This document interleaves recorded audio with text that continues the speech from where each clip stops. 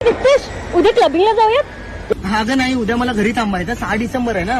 अरे हो, ते तुमच्या बाबासाहेबांचं काहीतरी आहे ना. अगं काहीतरी नाही, ते पुण्यतिथी आहे. अरे हो, तू जा जा. सगळ्यात जास्त बेनिफिट तर तुम्हालाच मिळतात. आम्हाला आणि तुम्हाला? अरे आमचं काय, आम्ही ओपन वाले. नाही, मी ते कोणत्या जाती धर्माबद्दल नाही बोलत आहे, मी तुझ्याबद्दल बोलतोय.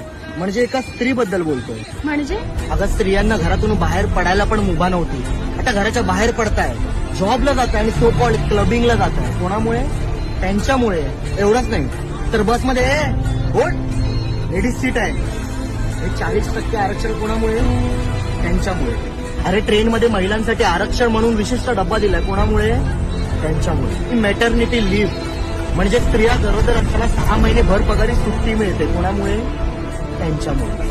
आणि हो, दिवाळीचा सण थाटामाटात साजरा करायला जो बोनस मिळतो ना, कोणामुळे?